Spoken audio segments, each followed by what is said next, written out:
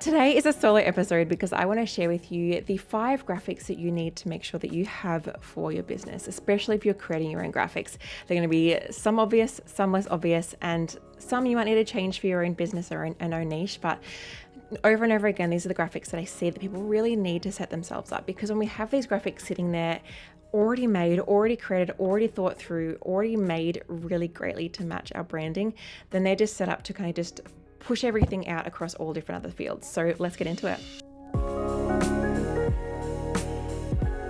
Hello and welcome to a new episode of Seriously in Business, the podcast where I chat all things branding, marketing, strategy, Canva, and also get on some awesome experts to share with you all the great things about business and running your own business and all the things we need to know around that. But today is a solo episode. So I want to preface this by saying that I was talking to a student just today and she was saying how I helped her with one of the designs for, I think it was a lead magnet. And she was like, once I've got that design sorted, it just made everything else so much easier, because she then applied that same style to her website, used similar techniques in her social media posts, and everything kind of flowed into one another. And so the idea when we're making our own business graphics is to make things as easy on ourselves as possible. How can I make things easy for myself? Because as a business owner, I don't know about you, but I don't have a heap of spare time hidden up my sleeve where I'm just like, I just want to waste time today on Canva for half an hour or 3 hours more likely. And so creating these designs at the start, the styles for the rest of our graphics already sort themselves out. And it also helps to set us up with confidence, knowing that we've actually done a really great job and we've got the stuff that we need for our business to thrive and grow. The first one is really, really obvious and super, super simple, but it's 100% the biggest and most important thing, and that is your brand and brand style guide. Your brand and your brand style guide is pretty much nutting out what your logo is going to be, but not just your logo, your brand fonts, your brand colors, your brand style, your brand elements, your brand photography choice, all of these different things, and nutting these out so that you can use those same colors, those same fonts, that same style in every graphic from here on out. It is so, so important that you use these consistently. I've got plenty of episodes on this, so I'm not going to go into it now, but in essence, really make sure you nut out that brand style guide before you get any further. But what I want to say is it's actually really important to work on these next graphics while you are creating your brand style guide. So often people create a brand style guide and pick their brand colors and their brand fonts in isolation. They pick colors they think will look great, but then when they actually go to apply them to a design, they look really, really yuck. The colors actually jar against each other. It looks a bit messy and a bit dark, but the colors looked really great and the pretty little circles on their style guide. And so is my best tip for you is actually to apply these principles that you're working on and these styles that you're working on in your brand style guide throughout the creation of all of your graphics in the same kind of process. Not finalizing those graphics, but for example, the next graphic you need to have on my list is social media templates. And if you're working on your social media templates in tandem with creating your style guide, you'll make sure that your style guide is actually versatile for real life use. It's not just a pretty guide that you never actually use. Because a style guide is really important, because if you're using your style guide correctly, that means you're using those same fonts, those same colors over and over again. And that means your branding is becoming recognizable. It's super professional. It means that your branding is actually matching your brand vibe, your brand message, your brand purpose, yourself, because you've thought about those things earlier. Again, I talk about the why behind those choices in a different episode, but in essence, I want you to make sure that you're making these practical decisions in tandem with creating other graphics. So, as I said, that second thing I think that you need to design is your social media posts. Now, this can be broader depending on what your business is and what your choice of marketing strategy is going to be. But as a business, you need to know ways that you're going to be marketing. How are people going to find you? Is that going to be on social media? If it is going to be on social media, then creating for yourself a suite of templates is going to be so, so helpful. And not just making one social media post of like a pretty quote, which to be honest is probably going to be the least likely thing that you're going to share on your social media. Is actually nutting out in your mind, what is my strategy for social media and how am I going to create templates that are going to support me to post that way? Am I going to need templates that are testimonials? Am I going to need templates that are covers for my reels? Am I going to need templates that are services and showing off my services? Am I going to need templates that show off my free masterclass? Think through your actual strategy so that you can create templates that are going to actually support you rather than pretty templates you're never actually going to practically use.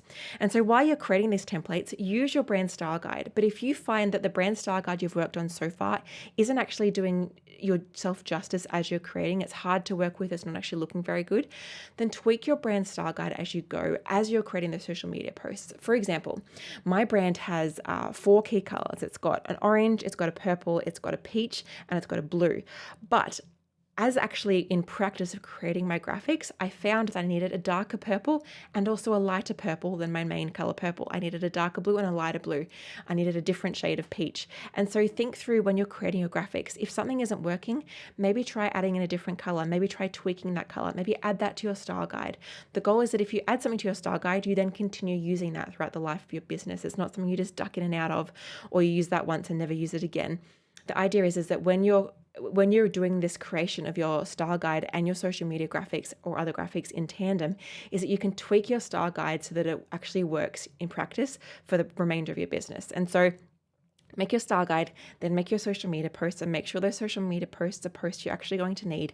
And that's going to take some thinking. Sit down and consider, what am I going to need? What am I going to post? I've got a whole podcast episode on thinking through the first 6 graphics that you should post in your business if you're just getting started. And I've also got a freebie that's 10 social media post ideas. And so I'll link both of those in the show notes and in the description. And so have a look at that. But in essence, think through your strategy around what you actually want to post, because that will make the design process so much less daunting. As a graphic designer, if you were to go to a graphic designer, you don't just say, can you design for me 5 social media posts? You have to tell them what you want to post. You have to think about the strategy. Think about how you're going to attract clients, how you're going to convey your message, how you're going to set yourself as an industry expert. And so think those things through before you get to that social media post design. The third thing you're going to need graphic wise for your business is your cover or display picture. And so for your social media. And so if you're going to use Facebook, think about having a Facebook cover. If you're going to use Instagram, think about your display picture for Instagram. If you're going to use LinkedIn, think about the banner for your LinkedIn. Think about the key graphic you're going to need for your social media, not just the things you're going to post to your social media. Facebook covers, for example, are a real beast, to be honest with you. I hate them because Facebook is always changing their standards. And also because when you post onto if you post a Facebook cover and you look at it on your desktop, on your computer, it will look one way. But if you look at it on your mobile, it will look a different way. Facebook crops it differently per device. And so making your Facebook cover is really important that you actually spend time doing that and thinking about it. Think about when someone first comes to my Facebook. When someone comes to your Facebook, they've either probably just heard about you and don't know much about you, or a friend has suggested you, or they've just found you from searching. And so you need to make sure that your Facebook cover is saying everything it needs to say. It needs to say what they can get out of you. In essence, like, why on earth should someone be interested in being in your world? Let them know what you do and who you serve so that they can really start to get an idea of, are you for them? If you've got your logo as your Instagram display picture or your Facebook display picture, probably more your Facebook display picture, then you don't need to put your logo into your Facebook cover. Use your Facebook cover to expand on your logo. Use your brand colors, your brand elements, your brand style, and add in your tagline, add in one of your key offerings so that people can really get an idea of what you do at a glance and start to connect in with your world. So Facebook covers are really important, and don't just add in nothing. Don't just add in something really ugly. It is one of the first things someone's going to see about you. It's going to help to set the stage, your business vibes, your professionalism, your price point, all of those things. So make sure you consider that. The fourth one is your email signature. So if you're sending any sort of emails, which I know as an online business, we are always sending emails. And so make sure you think about, what is my email signature? Don't just have a photo. If you have or an image, like say you make a whole image on Canva that's like your name and your email address and your website and like follow me on Facebook or Instagram and a picture of yourself or your logo, that's really beautiful, but it is not functional. Email signatures need to be in text format or in HTML format. They can have a photo on them, but your text should not be just pictures. If your text is a photo, then that means if someone's email server blocks out images, then your email signature is going to be gone. People don't know any of your contact details, your website, your Instagram or anything. Whereas if you have text, it might look a little bit less pretty, but it's going to be so functional. It means that you can link that text, it means it's not going to be blocked out on different email servers, and it also means it's not going to be sized weirdly depending on if someone's looking at their mobile or desktop. I could talk about this for like 20 minutes straight, but I'm not going to, but hopefully that gives you an idea. Create your email signature using an email signature creator. Just Google free email signature generator and use their text-based formats where you can add in text for your name, you can add in text for your website, rather than it being stuck in an image, because if it's stuck in an image, people can't click on the text, they can't highlight the text, and it might get lost. It also might be bad quality and hard to read. And finally, the fifth thing that you're going to need for your business is your online presence. Do you have a website? Do you have hopefully you have a website, but you don't have to have a website, but a website is a great place to go. Pretty much, what is your final destination for someone to really understand what you do, who you serve, and how they can work with you. So your online presence is your website. So your website, you might not need a heap of graphics for that. You're probably going to need some sort of banner. You're going to need some sort of fav icon, which is that little icon. Like if you go to Google, for example, I'm looking at my Google right now, then it has like a little G as a little fav icon, a little image at the top. And so your fav icon, you might also need some images, some stylized images of yourself or your services or your products. So think about your website images. That one's really obvious, but it's really helpful to have those. And so again, you're going to need to go back and actually think about what's my website content and build that out while creating those graphics for yourself. So those are the 5 most important graphics that I feel like most online business owners need. Mainly making sure that you start with that style guide, because that's going to set the stage for the rest of your graphics. And when you've got one of these or 2 of these graphics designed, like your social media templates, you can apply that same style across to all of your different graphics. You can almost take the style that you've done for one of your social media posts and apply it to your Facebook cover. Then your Facebook cover could almost be a website banner. Don't feel like you need to reinvent the wheel. Use what you've created. Be wise with your time.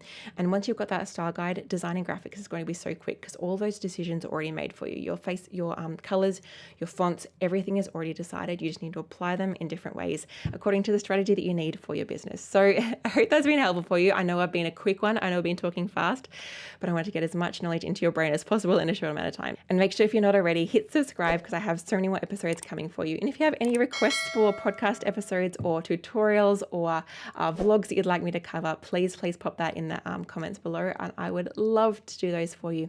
All right, I'll see you next time.